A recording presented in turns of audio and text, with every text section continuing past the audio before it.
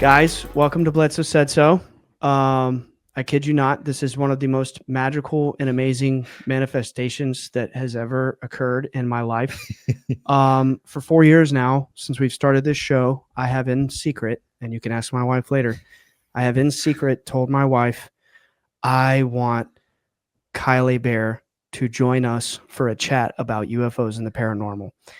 And you are sitting here with us tonight. I honestly can't believe it. It's the craziest thing. And for those who are out there and not sure who this wonderful human being is, he is a sensational phenomenon in the world of anime and voice acting. You are probably one of the most the most credits accumulate. I mean, some of the most legendary roles in all of anime. I think it speaks for yourself. And when they hear your voice, if they watch anime, they're going to know. One of my absolute all-time favorite characters in all of fiction, adult Gohan. Oh my God, isn't saying that even weird? Oh yeah, it's wild. It's incredible though. Like Gohan is one of the very coolest parts of Dragon Ball Z. It's one of the coolest characters in anime. Period. Hard stop. So anyway, without further ado, I could go 30 minutes just gassing you up. So Kyle, welcome to the show. Thank you so much for joining us. It's a blessing to us. Thank you. Blessing right back at you guys. Thank you so much for having me. Because, I've been working in the industry for 25 years, starting with Gohan on Dragon Ball Z. When the character first appears after the time skip, after Cell, he goes to high school, right? And he meets Videl and Goten. Kid Goten comes into play, which Kara Edwards voiced both of those. And Kara and I came from the world of radio. We were on Radio Disney, and then we happened to hear about open auditions for what was then Funimation, which is now known as Crunchyroll. So, oh no way! Interesting. Our careers in voiceover started at the same time, and it was wild. Here I was doing one of my childhood dreams, get on the radio. The second one was to do cartoon voices. And then suddenly it's that opportunity, but it's also something I was already a fan of for like 2 or 3 years before that, when the Canadian English dub first started airing in America before they moved it to Texas. Wow. Wait, you were involved in the Canadian dub as well?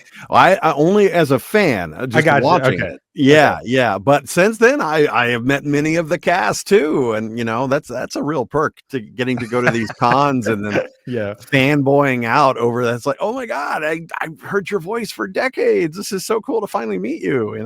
Wow. So before you got that role, you kind of already had like the ambition, like absolutely. Really? To do that. I was a kid, probably 7 or 8 years old, and my dad and I would watch Looney Tunes every Saturday. And he told me about Mel Blanc, legendary voice actor. Legend. I mean, there is no other, one of a kind. And when he explained the process, it's like, he goes into a recording booth and he records and he does the silly voices and all that. I had no idea it was all about acting. Which it is. It's not about doing silly voices or impressions. And I learned about the genius of crafting those performances and giving them personality traits or tics or things that, even though you can kind of tell it's the same guy doing the voice, that's not the point. The point is he could make acting that totally sold what those characters were doing. And that just firmly implanted within my head. I wanted to contribute to that one day professionally. Yeah, I think he was an absolute genius because he would do things that were unconventional. Yeah. Like, like the screaming is really like the iconic thing. I mean, one of the many iconic things that he did.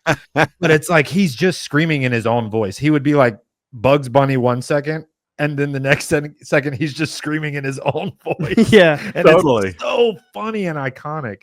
And you could kind of hear the room noise when he screamed that loud. Oh, yeah. It was great. And I think he was also kind of responsible for voice actors even getting credits at all, because in the beginning years of all that, they didn't credit the actors in the voiceover realm. And he kind of had a little trick up his sleeve when it came time to renegotiate his contract. No way. Yeah. So what an inspiration. What a legend. Yes. That's so cool. Yeah. And it's like I'm not gonna lie, I was a little star-studded in the very beginning of the intro here. And I know we said the one character, Gohan, because I'm a Dragon Ball Z nut. I don't know if you can see this, Kyle, but that's Shenron on the back of my phone. Nice. I mean, I'm telling you, I live and breathe it. Nice. But let's not just glance past that. There are so many amazing roles that you are also known for in anime and beyond, video games, movies, that are also amazing roles that I have grown up watching beyond Gohan. Your influence is so massive. It's to the point to where like I'll just be watching a random anime and I hear your voice. I'm like, oh, that's Kyle. You know, before we started recording, I was telling you I didn't know you were in One Piece. I didn't know you were those two big characters. I was watching an episode about 2 weeks ago and I heard you and your voice. I recognized it on a thug, just some random thug. And I I have was like, been many a thug, many a pirates, including one of the main thugs in the very first episode. that's the one. Yeah. The Yeah. long hair and the goatee. He walks in and the gang leader in the bar or restaurant or whatever. Oh With my Shanks. god. Yeah, that's him. Oh my god. Yeah. I just saw the flashback and I was like, wait a minute, that's Kyle Hebert. Oh Because I my- knew we had an interview. the coming, Mountain you know? Bandit. Yes. Oh my god. That's it. Yes. That's it. And no way. in that moment, I'm getting somewhere with this, right? Just for the audience to hear the manifestation part. Sure. So just a couple weeks ago, I watched that flashback and I was like, huh, so Kyle Hebert is in One Piece. But I thought you're just a thug.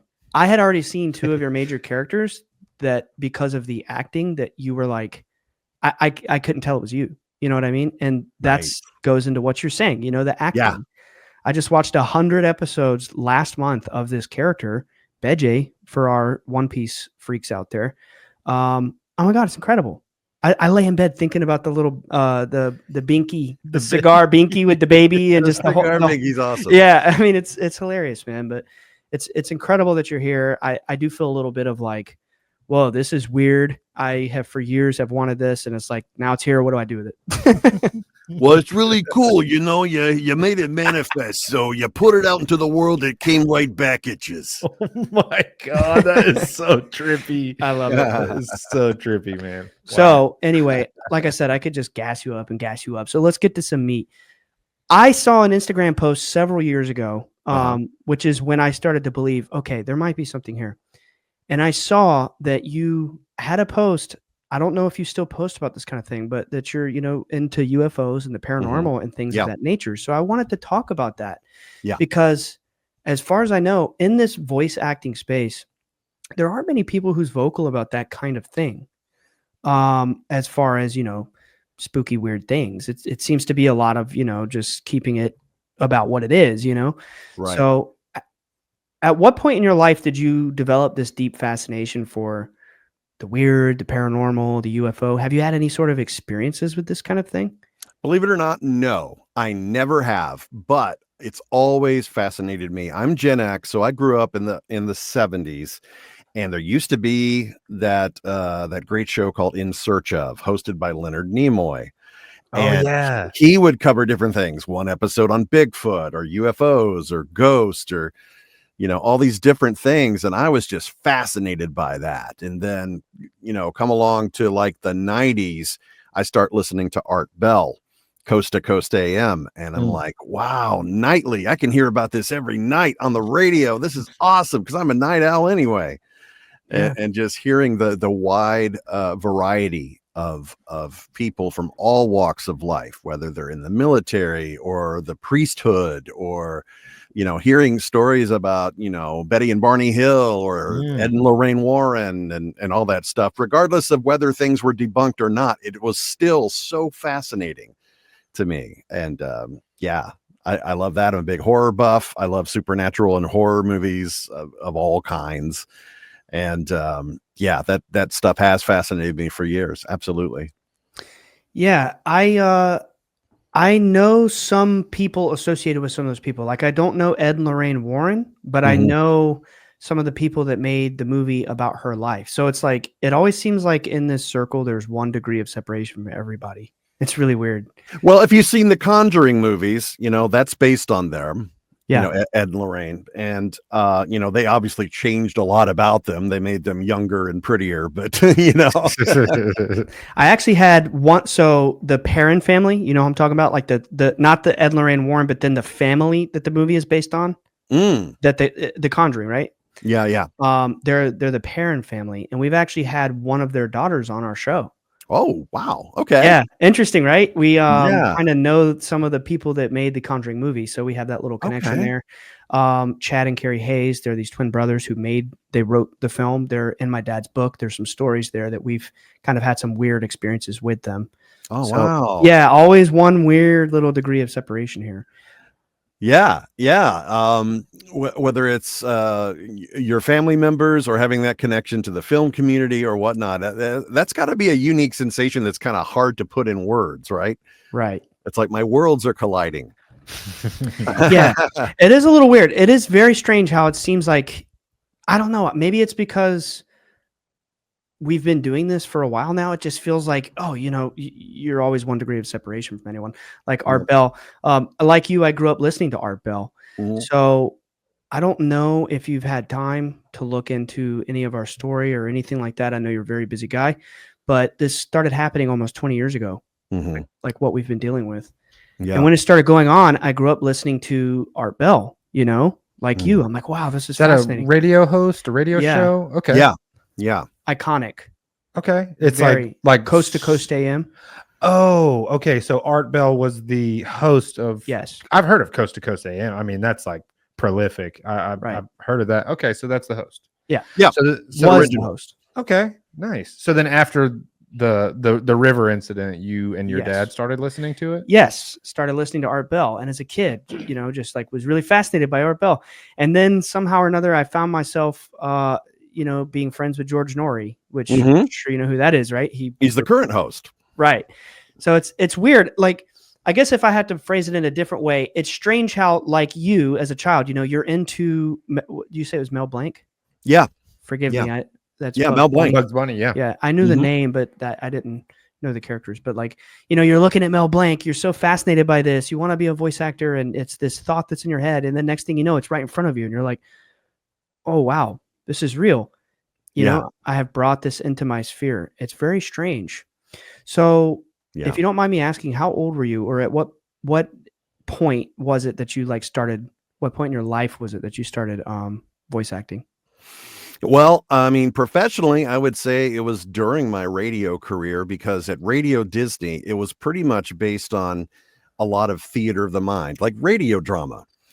Cool. I was writing radio dramas, obviously aimed at kids and whatnot. I was a contributing producer. I helped create character voices for them. I didn't have an acting background. I wasn't a theater kid or any of that, because I'm actually really shy and introverted. But, Really? but working in radio and doing the voice thing, I gained confidence. So suddenly I was able to, I had no problem doing public address stuff at panels, or having, a tour group come through. Here's a bunch of Boy Scouts or Girl Scouts, and we're going to watch you dub this scene or whatever. It's like, normally that would be like, oh, okay, this is awkward. But I saw it as a fun opportunity, because people could have a chance to see what the process is and how much fun an actor can really have doing the process. With anime in particular, your animation is on the screen, your script's in front of you. Nowadays, it's on its own screen, the script.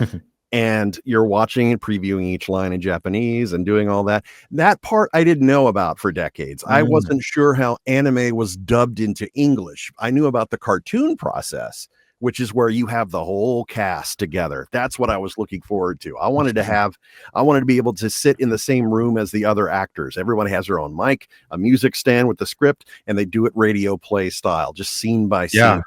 And you can play off each other's performance, and you can watch them all screw up, so you'd not be so self-conscious when you screw up, and all that stuff. Have you gotten a chance to work like that? I have a few times. Yeah. I guess the biggest high profile thing was back on Disney XD, Avengers Earth's Mightiest Heroes. Sweet. I got to be Super Skrull. Whoa. Oh, that's cool.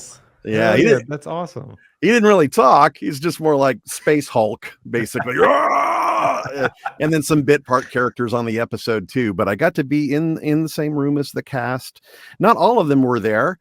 Some had already recorded. It's like, oh, there's the voice actor for Iron Man, and there's the voice actor for Captain America, and here's E.G. Daily. E.G. Daily I knew from Powerpuff Girls, and she was also Dottie on Pee Wee Herman's first movie, Pee Wee's Big Adventure. She goes way back then. So she has been doing on camera and voiceover.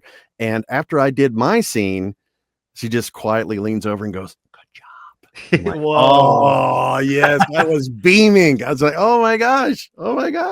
Guys, we are so excited to tell you about our first brand deal with Stigma Hemp. We are so pumped to be working with them. These people are amazing. We've been working with them for a couple of months now.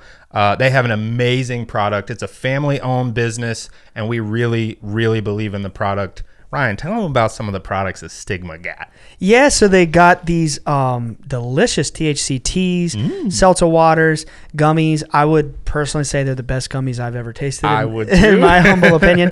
And that milligram is just that perfect dose to have a good night without all the, the freaky thoughts that gummies usually bring. No, but seriously, it's a great product. Josh is a great guy, the founder of Stigma Hemp, and I really am excited to partner with them, especially knowing that he is personally very interested in UFOs and the UFO space. And I just couldn't be more excited about it. Yeah, guys, they have CBD, they have THC, they have capsules, they have gummies, they have drinks. They have these awesome CBD and THC drinks that are 0 sugar, 0 calories, 0 alcohol. It's just pure either CBD or THC, and it's all in like relatively low doses, so it's manageable. It's a really, really good product. We've tested it ourselves many times. It's fantastic. They even have like sleepy time stuff that has melatonin. We really, truly, actually love this product. It's amazing. So we got a little special offer for our listeners. Yes, we do. Tell them about it, Ryan. Go to stigmahemp.com and use code BSS at checkout, and you'll get a nice little 30% bump off your price there. And, get you some tins of gummies and just have a good time with them. Stigmahemp.com, code BSS. Get that. And that was pretty early. Was that pretty early on? That was actually after I moved to LA. So being in Texas, I'm in my early 30s, late 20s, getting to work with Funimation. And then I left Dallas, left my radio job in 2005, came out to the West Coast and walked away. This is the scariest moment in my life. Walking away from everything you know and love and not knowing really anybody other than a couple of professional contacts in LA. So I'm immediately go broke like most people. And you got there hoping that phone will ring, and it's like, that's just not how it works. You're not going to get discovered, as my dad thought. It's like, oh, you just walk into the office at William Morris and work in the mailroom. And it's like, that's not how it works, Dad. Work your way up. Work your way up. It's like, and everybody's story is unique. So people who think if they take all the voice acting classes in the world and they do exactly and they have the perfect demo and the perfect recording setup and all that suddenly everything just falls into place. And sadly, it doesn't. There is a huge percentage of luck versus talent versus networking and all that stuff, and stuff that I didn't really know much going into until I was already in the throes of it. It's like, oh my gosh, okay, I got to make ends meet. I got to have some income and actually pay the rent. I went into massive credit card debt, and I'm like, oh my gosh, it took 10 years to become an overnight sensation in LA. But within a few months, thanks to Steve Blum, a legendary voice actor who I'd met at a convention as a fellow guest the year before. Nice. He introduced me to his agent, Arlene Thornton, and she's now my agent. And we've been on the same talent roster at her agency. He was there long before I was. He's been doing it longer than me. But I got onto Naruto because of him. Kiba. Shout out. I love Kiba. Oh, yeah. Let's go, Akamaru. Fang over Fang. Oh, my God. That's awesome. By the way, total weird synchronicity. Didn't you just buy that shirt? Yeah. The character on the back of your shirt is Steve Bloom, right? It's his voice. Oh, yeah, no. He's wearing I didn't even think about that. I mean, you're Cowboy Bebop's on the back of my shirt. Yeah, Spike from Cowboy. But that was brand new shirt. You just got it the other day. Dude, that's cool. Yeah, that is a crazy synchronicity. Yeah. Something that's been on my mind lately is because I, have been mentally thinking about this coming up, knowing that we were going to be having this talk. Sure. I've been especially curious, and I think you're the most probably qualified person in the world to ask this, or at least the most qualified person around that I have in my environment. But Is there any like similar level of satisfaction to also voicing those roles that aren't on that icon level, like the thug? You know what I mean? Is Yeah. there that same level of satisfaction? There is, because I'm getting to do the craft. I'm getting to help bring a character to life. And, the process of improv, cold reading, taking direction, working with working with the director to help craft this stuff, and the director giving me bullet points. There's not time or budget, honestly, to sit there and preview and watch the episode ahead of time or any of that. So I'm a clean slate going in, and I like that challenge. I think of voice acting as the purest form of acting, because you strip away the physicality. You strip away, it doesn't matter what I look like or how old I am or how big or small or whatever. That it's just like, what can I do with my voice? Can I channel all the physicality into the voice, whether it's running efforts like yeah, do the fight sounds and all that stuff, and power up yells, Kame, Hame, ha, all that stuff. Like, God. go through all that, and then hopefully your voice is still intact at the end. Sometimes it's not. That's true. It does happen, but we have nice life hacks like Chinese cough syrup helps protect the vocal cords. Amazing. Absolutely. I remember as a kid, especially around when Super Saiyan 3 came out. Don't you remember it was such a big deal? Goku passed out. Did you guys really be like passing out while you're doing your Kamehamehas and stuff? Some of them did. I got dizzy. I got very lightheaded. I had to sit down for a while. I don't see how you wouldn't get lightheaded doing all that screaming. Like, yeah. Seriously. I remember one scream being so long that it was basically 2 takes of full breath. And then rest for a second, and then do the second one, and they would crossfade it into the Pro Tools, and then just put reverb on it, and just sounds like inhumanly long. But in the shot in the series, it doesn't stay on that. It cuts to other characters talking while that scream is still continuing in the background. Do you remember the exact sequence that was? Like what? No, I actually don't. It's a blur. Maybe I killed enough brain cells in the moment to do that. You blacked out. Oxygen starved. Yeah. Wasn't sure if this was the Majin Buu saga or not, but a lot of screaming in that saga. There was. Oh yeah, a lot of screaming in that. That is where. So I was never. And I'm not just saying this because you played adult Gohan and not child Gohan, but I'm serious. Like, I was never a huge fan of child Gohan. He's cool, but I was always like, Goku, that's my favorite. Sure. But then, and granted, I was 3 years old when I first started watching Dragon Ball. So like my whole life, I'm talking a child that probably thinks about this stuff way too much at that age. Yeah. But I was attached to Goku, and child Gohan, I don't know, it was the bowl cut. I was like, he's kind of a nerd. Oh, totally. But then when the Majin Buu saga came around, for some reason it just like switched, and I have this attachment to like the adult form of Gohan. I think it's a combination of the voice, your voice, just the fact that he like grows up, he's more powerful, he gets the mystic form, but he's so cool. Can we talk about this right now? Adult Gohan is cool, right? He's cool as hell, and I'm gonna go out on a limb here and say I'm going in direct opposition of any haters in the world and say Great Saiyaman also fire. One of the coolest. He's so cool and he's so funny. Yeah, that's my favorite version of Gohan is honestly that, because he sounds like a game show host. I am the Great Saiyaman. It almost sounds like you've just won a new car. I didn't want to ask directly, but I had a feeling with you being such a fan of like radio and Mel Blanc and like I was like I feel like Great Saiyaman really scratches that itch for him. Like, yeah, especially on all the video games where there's all this new dialogue and storylines and everything and what if scenarios that don't take place in the anime. So yeah, I love any chance to play that big fake superhero, because in the movie Superhero, you thought Great Saiyaman would have been in it, but he wasn't. That's an oversight. Right. That thought never came to my mind until now, and I'm like, I'm mad. I'm crossing my arms. Same. Like, I never even considered that thought of him being in that movie. We need justice for Great Saiyaman. Yeah, we do. Seriously. Seriously. Can the next movie just be Great Saiyaman? Yeah, I would love that. I truly love Great Saiyaman. He's awesome. I mean, come on. How does it feel seeing yourself in video games? Is that any different?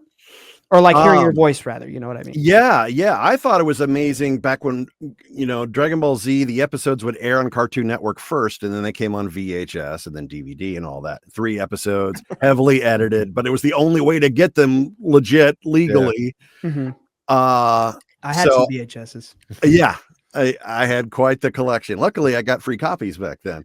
Oh, nice. So watching on Cartoon Network, especially that first time when an episode with of course they misspelled my last name, and Hebert is Hebert. It's Louisiana French, right? But most people don't know that, so they think Kyle Hebert, Herbert. So naturally, that's how I saw my name in the credits. But that's on Cartoon Network. They did weird. that. They messed it up on Cartoon Network. Yeah, I mean, it was done. The credits are all done in house at Funimation now, Crunchyroll and all that. So, and it's far too expensive to go back and change it and remaster it and all that stuff. And I didn't understand all that back then. But honestly, the coolest part was, hearing my voice coming out of an animated character and then seeing my name on the credits and then me being able to record that and show friends or even my family who didn't see it. And it's like, oh yeah, that's awesome. And then having a playable character in a game, that's even cooler. So yeah, if I could play as Gohan in Sparking Zero or Ryu in Street Fighter 6, love all that. Yeah, that's awesome. Me and Nick would like back when we were in high school. We go way back, like almost 20 years actually. This year will be 20 years we've been friends. Whoa. And back in the earlier days of our friendship, when it was less online gaming as it is today, it was a lot more couch co-op. We would play Street Fighter 4 a lot, remember? Oh, yeah. And we were always Ryu and Ken. Always. Nick would play Ryu, Yep. and I would play Ken. Oh, I can't play Ryu if he's playing Ryu, so I play Ken, right? But you know what's crazy, Kyle? I just realized this today.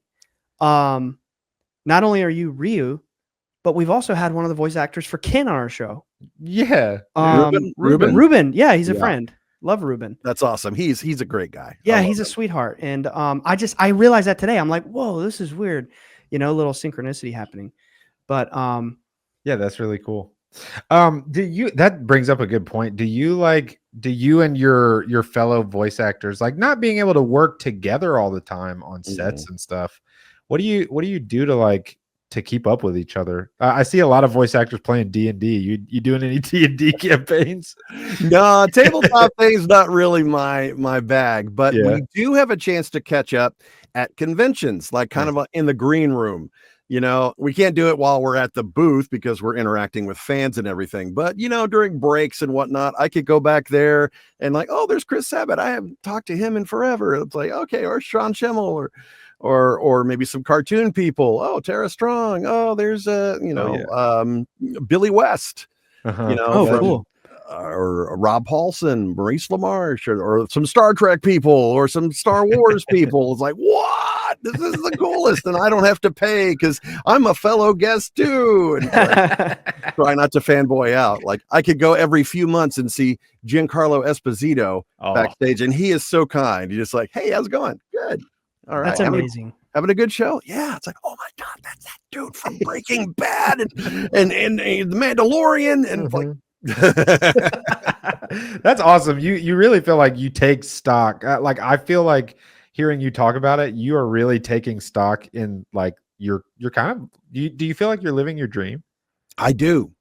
And that's why kind of going back to that question about do you connect more with a named character as opposed to Walla or bit parts or unnamed character? I'm Man A or Cop C or Monster C D or I just love that I get to do it. But if it connects with an audience, that is even cooler. That is cool because I have been blessed to have Funko Pops made of several characters, Gohan, Kiba, Aizen, Escanor from 7 Deadly Sins, and people will bring those and the variants and all that. And I am so grateful because honestly, I've been able to make more of a successful, lucrative living on the convention scene than even doing voiceover, which is ironic because I'm only there on the convention scene because of the voiceover.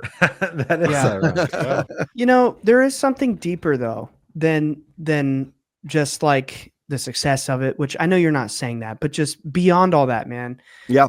Yep. You're raising generations of children with your voice, listening to you and hearing you and sitting with you for hours and hours. And a lot of your characters like Gohan, what a role model. I grew Oh, up yeah. wanting to be like him. You Yeah. know what I mean? I mean, shoot, I remember I was like in the 3rd grade when Dragon Ball Z got to the Buu saga, and I was 8 years old, and I saw the first toy of the Buu saga, and like Majin Buu and Kid Trunks. Whoa, who is that? You know, I had just watched, Yeah. you know, Frieza and Cell. You know what I mean, with the time skip. Yeah. And it's like those are some of the most iconic earliest memories of my entire life. Like trying to do a Kamehameha, wishing I could go Super Saiyan. You know, all the 90s kids were Of doing that. course. And the Absolutely. kids now, my little nephew Teddy, he's 5 years old. I sit with him and I make him watch Dragon Ball Z. And now he's watching One Piece. And it's like, do you ever think about that? Like the legacy that you're leaving for the children? I didn't think about it at the time, but as the years go on and the conventions I attend, I'm hearing more and more stories, especially as the fans age and start having families of their own. They'll say, hey, you were my childhood. I hear that so often. And I know they don't mean it as you're old. They just literally mean it as legit. It's like, you're the voice of my childhood, man. You It's were my like, babysitter. yeah. Whether it's the narrator next time on Dragon Ball Z or Ox King, oh boy, Chi-Chi's getting married. And then, He's the Ox King. I know. oh yeah. Oh, my yeah. God. And then amazing. Gohan, of course, during you mentioned the Majin Buu saga. So the iconic when people say, what's your favorite line? Fight you? No, I want to kill you. Oh Yeah. When he showed up and he clapped Majin Buu until, of course, he swallows him because Akira Toriyama had to make Goku the main character again, which I'm not mad yeah. about. You know, I love Goku, but Gohan's coming back. Let's just say that. He's coming been back. nerfed for so long, but the beast Yeah. form is like, that's top tier. I don't think Goku is going to suddenly surpass his son or No No way. way. I think reading the manga, I think that Whis even said that Gohan is the strongest Saiyan right now. So it's like, I will take that. He really always has been, right? He always has Yeah. been. I just a year or two ago, and then I started watching One Piece and I stopped. Yeah. I ran through the Frieza saga from very beginning of DBZ all the way to the Frieza saga again because I was like, why not? I miss it. Yeah. And there are so many moments with it being set up for Gohan to become the main character. And we all know this. Akira Toriyama, back with the Cell thing, Goku died. Gohan was supposed to be the main character. He was propped up to be. And from Yeah. what I always heard growing up, all the kids in Japan locked themselves in a room and were crying and throwing a fit that Gohan died. And he's like, oh, crap. And he had to bring Goku back. Yeah. Something more or less like that is what I always heard growing up, right? But Yeah. so I think for years, rest in peace to the legend, Yeah. Akira Toriyama had to nerf Gohan to appease people. He's coming back. Mm. He is coming back. And I kind of saw superhero as a real treat, just especially for the fans who Yeah. felt like, hey, you know, Gohan didn't have his day. Let's give him, and Piccolo, let's give them an Oh, yeah. upgrade. Let's Oh, give them a much deserved upgrade. And it's like, yeah, you could look at it cynically and say, okay, it took Piccolo and Pan to gaslight Gohan to get him to do this. But boy, did it work. Yeah, however he had to get there, doesn't matter. He got there. And I kind of love, actually, that's my favorite part of that movie is the thing that made Gohan finally snap Anger. is seeing his stepdad, Yeah. seeing Piccolo getting like about to die, like about to die. That's what like finally made him snap and got him there. Like one of the things I always connected super deeply with DBZ was the relationship between Piccolo and Gohan. It's his real dad. It is. I was about to say that. Yes. When people say, who's his dad, Goku or Piccolo? It's like, honestly, come on, Piccolo. It's Piccolo. Have you watched Daima, Kyle? I have only seen the first 3 episodes because they showed them dubbed in the theater, and I went and saw that, and I was just cool. too distracted and busy by life to finish the show. And I hear the general consensus is positive. It was good. You know, It was anime of the year. Was it? Oh, man. It's amazing. It's I love absolutely amazing. I love it. I have been, because let's just say I had been texting Sean as it was coming out, the Super Saiyan 4 stuff, and he was so worried about like, well, basically, I hope they love it. I hope they love it. And it was just like, boom, anime of the year, amazing success. Like, dude, you got this. It's amazing. But what was I going to say? Oh, in Daima, in one of the early episodes, they make, for the first time ever in DBZ, as far as I can remember, they make a real reference to Goku being a bad father to Gohan. Oh, wow. It's a joke. Goku makes a comment like, you know, I didn't really raise him that much. He did. Piccolo did. And I find that funny. In that first episode, didn't Bulma say, someone asked, "Hey, where's Gohan?" Oh, he must be off studying. It's like, at least they acknowledged him, unlike the Broly movie where it's like they didn't even say Gohan's name in the Broly movie. It's like, what? That's true. I didn't even think about that. Yeah, I didn't either. They don't even reference him at all. No. Look, DBZ is prolific. I always think about it as being like the Japanese version of like the Titanic level that Disney is in America. It's just untouchable. You know, it's got so many moving parts. It's insane. Don't want to get you in any trouble. So if this is the kind of thing that you can't talk about, we can just say it, you know, but I'm curious. Don't ask What me. I does it say? signed it. Don't Sign ask it me in a if I- DA. Oh, well, yeah. we don't want to get into any sort of trouble, but I just It's wanted to okay. talk about like the future of, you know, Dragon Ball. Yeah. In a legally safe way, of course. In a legally safe way. legally safe way.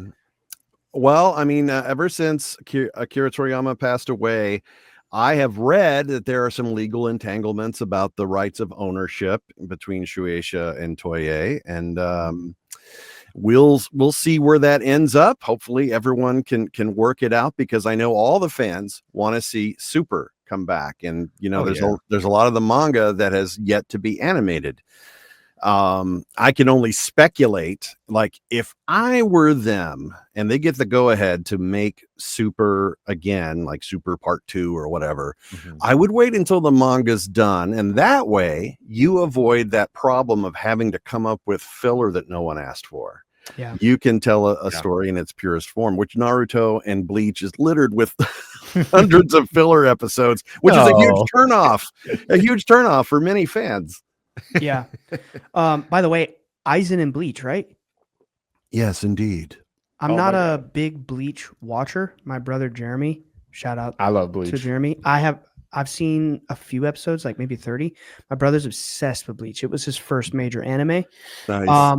I'm almost caught up on One Piece, and then I'm going to start going into some other shonen. And Bleach is definitely on my list. I want to give that one another fair chance. I remember why I brought up the future of Dragon Ball thing though, because I saw a post last week or the week before.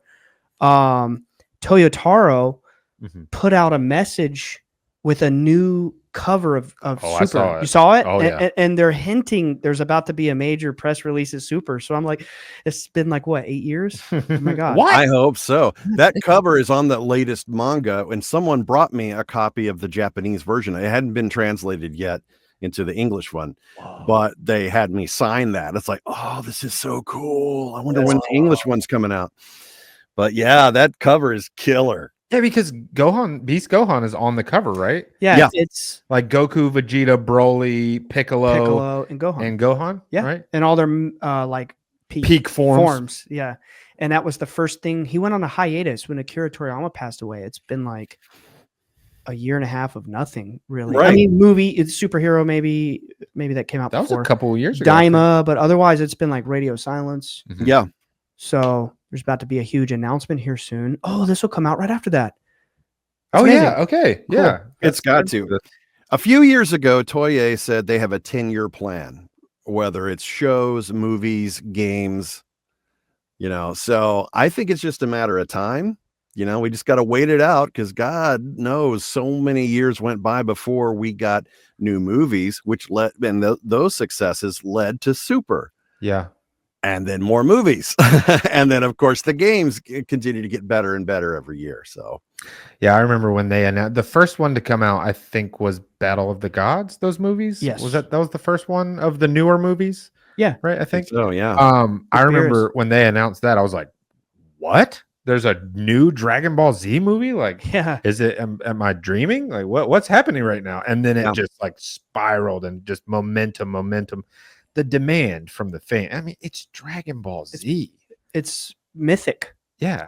It's got to confuse Hollywood studios, because these were theatrically released and they were always #1 box office. Oh, yeah. And they are scratching their heads like, what's this anime thing? You know, let me tell you, I have never in my life been in a more active theater ever than watching both Super Broly and Superhero. Yeah. When Beast Gohan happened, that was insane. Everyone in the theater was on their feet. like screaming and like everyone clapping and it was like being in a like a boxing match. Yeah. That's an iconic moment for me. That one of my high points of my career is watching it in IMAX. First of all, sold out screening. People were like going, "Is that all you got? Okay, then guess it's my turn." And people are going, "Ooh!" And then he changes, and then they're like, "Whoa!" And I'm like, "Oh my god, I got to voice that." So when you do the Super Saiyan transformations, do they really pitch your voice down? No. I mean, as far as I know, at least not for me. I've always been full on. I had Just always heard screaming. when Goku goes through like the deeper levels of, maybe that was just a myth I heard a long time ago, but I'm curious about that. It's so fascinating hearing from you, like what the process is like. I always wondered, like when you're reading the lines, are you seeing the animation? So that's gotta be so fun, right? To just, Yeah. I mean, I'm sure it can be stressful sometimes because it's work. Everything can be work, but it's gotta be like, that's an experience I long for. Yeah. My favorite way of dubbing is something that a lot of the companies that do live action dubs, when we're taking European or Asian shows for Netflix, creating an English dub for that, the script will come across the screen on the bottom like karaoke. And then it hits this line along this. And when it hits the line, that's when you say the word. So it's like a game. It gamifies dubbing. And I was like, that's a ton of fun. Yeah, that's very cool. What's your favorite role that you have done? Yeah, I would say probably Gohan because it's the one I've done the longest. It's where my career began, even though one project doesn't necessarily lead into the other with momentum. It's like, oh, you were Gohan, I'm going to cast you. It's not like that. But, the success came over time. We went from Dragon Ball Z to Blue Gender, a little more obscure title, and then Yu Yu Hakusho and Full Metal Alchemist. And then I leave Texas and suddenly I'm on Naruto, and then a few months later, Bleach, and then Gurren Lagann. There's just so many things, and then I'm recording games left and right. Like you said, the IMDb credit list is kind of long. Massive. So many projects I've forgotten I've recorded on. I have to trust people on social media when they tag me. It's like, you were great in so and so. It's like, I'm in that. Mela told me a funny story. Actually, she said it on our show. Or maybe off show. It doesn't matter. It was like you guys were at a convention together and y'all had recorded in a show that she didn't remember that she recorded. Oh, right. Yeah. And someone came up to the table and they were like, "Oh my God, I loved you in this show." And you whispered to her and you're like, "It's X-Men," or something like that. You were like, we're in that together. That's why they're asking. Yeah. X-Men Arcade. They, for whatever reason, when they brought the X-Men Arcade, the 90s arcade game, to consoles, they decided to redub the voices. So I did all the male voices. Mela did all the female voices. Very cool. Wow. All of them? All of them. So yeah, you can hear me sound like Great Saiyaman with Professor X, like, go and save the city. That's incredible. It's like we talked earlier about like if it's a dream, like you're living your dream. You feel like you're with your belief in like the supernatural and maybe like some of the spiritual stuff. Do you feel like, do you believe in like destiny? I think so.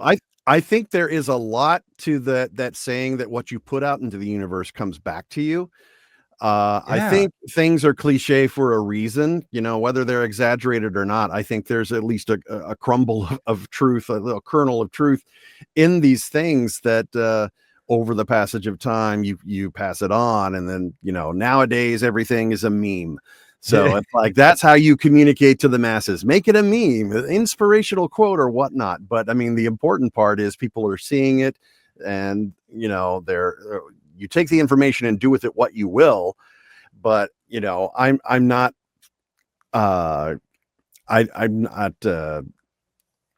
really into any sort of religion or anything. Sure. Yeah. I am totally open to whatever is out there in the universe. If there is some sort of grand design to it all, absolutely open to that. And the thing about aliens or otherworldly extraterrestrial type things, I'm totally open to interdimensional beings or whatnot. And if it's all tied together to a creator or whatnot, right, whatever it is, hey, it's like some things aren't just concrete with here's the proof and here's what you need. Some things are kind of up for debate, and then other things it's like, well, how can we really get that definitive thing? And I think we're always questing to find the answers definitively, that you're never going to get a naysayer or anyone trolling you about it. It's like, it's a bunch of crap. It's like, is it though? I mean, come on. Yes, that's very well put, and you're in the right company with I mean, Yeah. same, like there has to be some sort of design to things, but also like not particularly I would say that's bordering the line of like a mystical approach, you know. Sure. Aware that there's something there, but being open and adopting what works. And I love that. That's very insightful. Yeah. And like, is multiverse a thing? It sure is an awesome concept for entertainment purposes, but man, can you imagine if someone dies in this universe, in this reality, and they just continue living in another world, in another plane, and basis of religion, you think about the afterlife and all that, and I'm like, well, if there is no afterlife, you're not going to know it because you're going to be dead. So yeah. I'm curious, since we've started pulling this thread, do you ever, just for like curiosity's sake, or just for your own, whatever your purpose is, I guess it doesn't really matter at the end of the day, do you ever experiment with any sort of like meditation or any of those kinds of practices to explore these kinds of things? Or is it more or less like a belief that's just kind of there and it subtly drives you, but you don't think about it too much? I've tried meditating. The closest I've come to being totally satisfied with the experience is using like an Oculus, a MetaQuest, with different meditation type apps that has the soothing voice, and you're looking around and you're seeing the stars or the desert, and you can pick the landscape that it's on, and the breathing exercises with geometric shapes expanding and compressing. That I'm find that easier visually to kind of get into, because my brain is all over the time. I'm probably like super ADHD. I'm like, I can't relax enough to sit here and focus and think of nothing. It's like my brain can't think of nothing. There's a million browsers always open. So it's like, Gohan had to sit in one spot for 24 hours to pull that Z sword out of the rock. Come on, man. I know. Lock in, as the kids say, right? Yeah. As us 30-year-old nerds say, lock in. He had to pull that sword out to get that mystic form. He had to sit. No, actually, I think it was 25 hours, wasn't it? That was a hell of a reference, man. That was a hell of a reference. There'll be someone commenting to this and going, actually, it's episode so-and-so. Where you're like, you know what, though? With what you just said, that was amazing. I'm glad that we got into this. We could talk more about this later if you'd like, but you probably would really enjoy what the Monroe Institute has to offer. They have an amazing meditation app. I don't know if you've heard of them or anything. We can totally dig more into that later. They're like this institute where they basically use sound technology to get you into very deep meditative states. Very powerful stuff. Yeah, you might enjoy that. I see ads on TikTok for things about certain frequencies that kind of, your brain can be open to that. And of course, seeing stuff about paranormal or whatnot. It's like, the history of sound, sonic sort of waves, and how they affect people in a way you can't really necessarily consciously. Do you know about cymatics much? Do you ever dude, this is so fascinating. Do you mind if I geek out about this a little bit? Please. All right. So cymatics is the concept that, let's say you have a table, right? And you put sand on the table, or you have like a bowl and you put water in the bowl. And you have some sort of speaker or instrument that puts out sound waves, and you blast those sound waves into the sand or the water, same effect. It'll make shapes. It'll make geometric shapes. Like beautiful, symmetrical geometric shapes. So the idea is that there is an intelligence, obviously, in everything, if we're talking about consciousness. Yeah. But there's an intelligence in everything, even the sound. A lot of old myth belief systems claim that the world was created by sound. The Hindus say Om, Brahma spoke the world into existence through Om, right?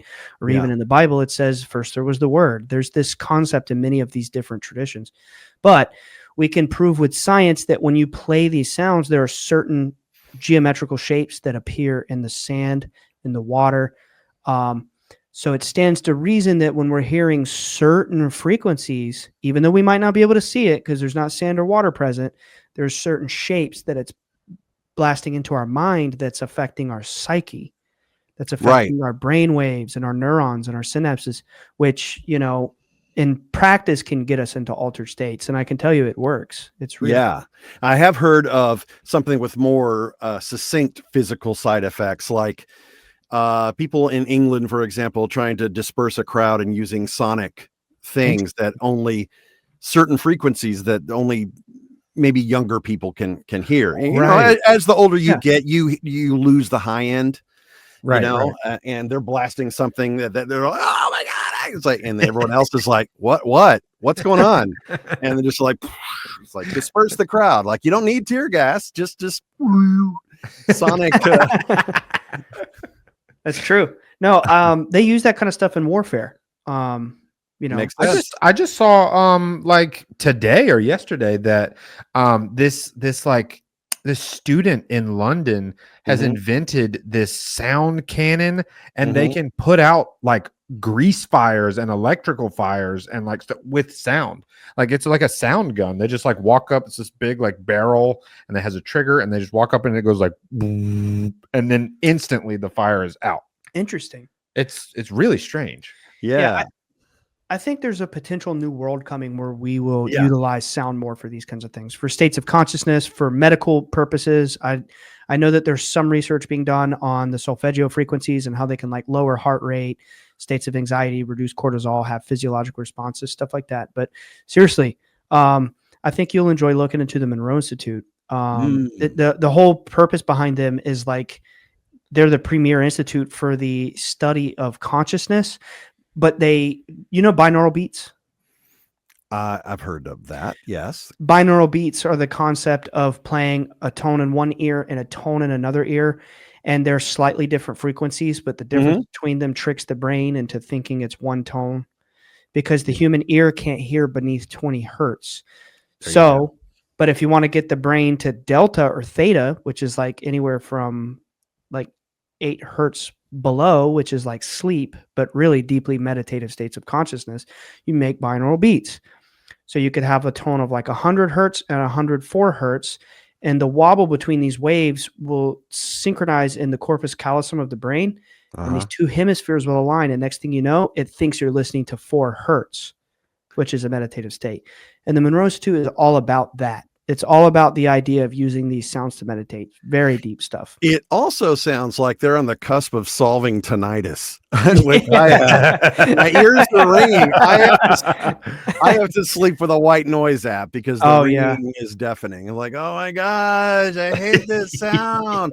Like, okay, well, now I can't hear it. That's great. That must have come around with all of the screaming while powering up to Super Saiyan, right? Dude, this goes back to going to concerts in my teen years without earplugs, cranking up the music as a DJ, especially when I was on a hard rock metal station before kids radio. What bands are we listening to? Come on, we're metalheads here. Yeah, I was hoping we would go here. Come on, what bands there? Golly, in the 80s, I remember someone on the drum line in marching school he comes up with Kill 'Em All. He says, you got to hear this record, man. And it's like, yeah, I've been a Metallica fan ever since then. I was all into Iron Maiden, Judas Priest. In the 70s as a kid, I was all about Kiss. I loved Queen and I loved Aerosmith and Rush. Went through all that stuff, and then I just started going towards the harder stuff, and I love Devin Townsend, who's all over the place. Devin Townsend, I love him. Why do I know this name? That's Bobby who's really into him. He put us onto him. He's like an alien. He is like he's like a musical genius, a prodigy. Yes. He can write a country song one minute and then write the most crazy prog rock and the most screamy metal thing. And they're all within the same album. Yes. He had a band in the 90s called Strapping Young Lad. Yes. And that was an angry phase for him, but it's like that's what people tend to gravitate towards. But his solo stuff is all over the map, and it's fascinating. It's really cool. Oh, it's remarkable. It's not always metal, but it's. And then, oh my gosh, he'll stand up there and be playing the guitar in these really fast chugging patterns while singing operatically. And he is like not human. Like, so awesome. Yeah, I think Devin is one of those rare prodigies, just like what Trenton Reznor is to electronica, and Jack White is to blues rock, blues punky. Oh yeah. sort of stuff. I love all that, but thanks to TikTok, I've recently gotten into Lorna Shore, a lot of deathcore. The new single just dropped yesterday, and I'm like, Have you heard it? Of course. Wait. The new Lorna Shore. There's a new one? Oh, dude. A new one? Oh, A new one. You're not Yes. talking about Oblivion? it is. No, it is. Oh, no, I haven't heard it. There's another one. It is crushingly brutal. Well, I'm learning this from my friend, my fellow metal confidant. Isn't it wild? Unbreakable. That's the name this of the not song. yeah, Unbreakable. Yeah. No, I hadn't heard that yet. You know what's funny? Oh. I was just listening to, I had to take my car to the dealership yesterday, and I was Mhm. listening to Oblivion on the way to the dealership. And I have to admit, I didn't listen to Lorna Shore for like 3 years because one of my close buddies, who you know now, he used to be with them. And I was like, oh man, I felt bad, kind of like, ooh. But now I'm like, it's music. Like I listen to it again. Oh, but, it's fantastic. I'm back to listening to it again. It's so good. Kyle, you ever think about making some crazy sounds like that with your vocal cords? What a question. I mean, come on. Oh man, I'm of the mind that all these metal singers, they know the tricks to not hurt their voice and For can sure. sound like Satan and do it for hours on end. They need to be doing what Mike Patton was doing in the 90s, or the Darkness video game for Xbox. He was like Yeah. all these different demon voices, crazy sounding stuff. So yeah, metal vocalists need to get into the doing monster voices. There are people like Frank Welker and a friend of mine, Kellen Goff, who does monster creature sounds. D. Bradley Baker, another longtime veteran of cartoon voices, but also creature sounds. You go on his website, he's got voice demos for crickets, pigs, birds, all this different, all over the place. I'd love to have a credit for a cricket. Wouldn't you? I would. mean, there's someone that did a cricket on Mulan. That cricket that made sound. Oh, yeah. It was probably the most famous cricket ever. Yeah. Why doesn't the vocalist, what's his, Will Ramos, Lorna Will Shore? Ramos. Why doesn't he needs to be doing some like alien predator type voice acting stuff. Are you kidding me? Well, dude, this kind of music is getting more popular in games now, like video games. Yeah. It's. I think there's a shift culturally happening, and coincidentally, you happen to be aligned with both of these things. I think anime is becoming like some of the peak media in culture. I mean, especially when Gear 5 came out with Luffy, I think that was a major shift in the anime world to where now it's just like ubiquitous. It's everywhere. Yeah. I remember it was kind of like I was embarrassed to talk about anime in high school. Don't you remember that? You didn't really bring it up. Yeah, you'd still. I mean, it was the same thing with superheroes, right? Like as kids, you're super into comic books and superheroes. Now all of a sudden, everyone is going to see the Marvel movies. Everyone is going to see the Marvel movies. And I'm like, the kids that bullied me in middle school are now going to like, oh my God, you see the new Marvel movie? I'm like, what? You Like, beat me up Tim for reading Robinson. Spider-Man. You see the new Marvel?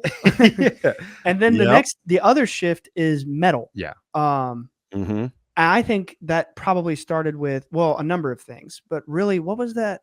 Is it Jimmy Kimmel or Jimmy Fallon? Who is it that had Knocked Loose on? Jimmy Kimmel. Jimmy Kimmel. Yeah, and plus Gojira was at the Olympics. Oh yeah. And now Epic. Love so, that. right? So epic. And then what are they called? Sleep Token? Yep. Sleep Token. Huge. They're huge. Yeah, they were Spirit like Box is huge. yeah. Yeah.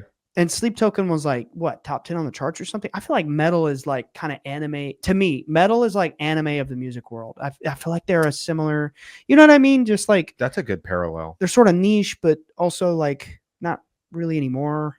Yeah. I don't know. It's cool to see these mashup of genres. Like the creativity is just off the charts. Mhm. If you go to see Metallica on their stadium tour, it's mostly 50-year-olds. Like I'm 56. It's mostly dads and their kids and whatnot. But And me. I mean, I'm going to be at the Lorna Shore show. I'll be at the Chelsea Grin show next time they come around. Yeah, you got to. You will have a great time. Yeah. I have a buddy named Ricky who is one of the guitarists of Ice Nine Kills, and he's playing with Metallica tomorrow night. Whoa. Ooh. Whoa. Yeah. I have not met Metallica yet. Yet. That's amazing, dude. That is Yeah. so sick. Yes. Dude, I could talk metal with you all day. How are we doing on time? You got to be out of here in an hour. So maybe we could wind down with a few more things. So Sure. I know Lorna Shore is your favorite and what a worthy favorite, but you got any other that are kind of like proximity favorites, like Well, like I said, Chelsea Grin is right up there. I'm all over the spectrum. I have to look at my Apple Music. I got to do the same thing. It sounds like you might be into some kind of proggy stuff too, though. I mean, with the Devin Townsend. Oh yeah, you get into Opeth. like I like Opeth a lot. Yeah. What about like Periphery? Periphery, I'm gonna have to listen to a little more intently. Yeah. They're awesome. I love Periphery.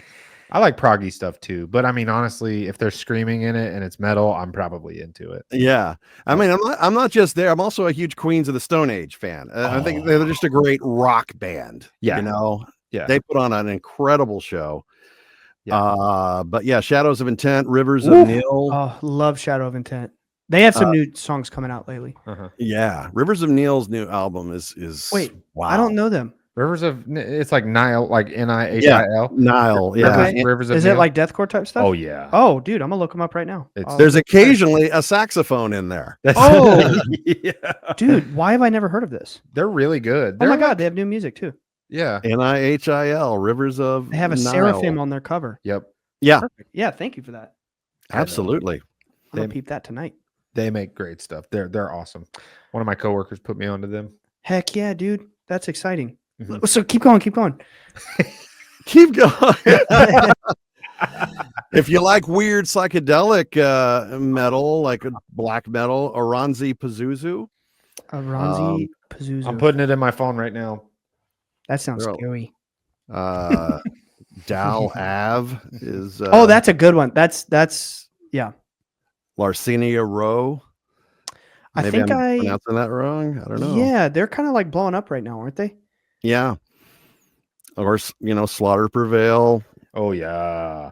Yeah. Getting some love. Orbit Culture. That's a huge one for me. Okay. Orbit Culture. I'm putting it in my phone. You have made it to the final level of metal. You're at the you're at the peak. Like you have that same itch in your brain where it's like, I just need it to be really heavy. Yeah. And that's it, and with good production, not muddy production. The death metal of the 70s and 80s was just just unlistenable. But now with the production and the sonic layering you can do and everything is so much more palpable, and it feels good to just crank it.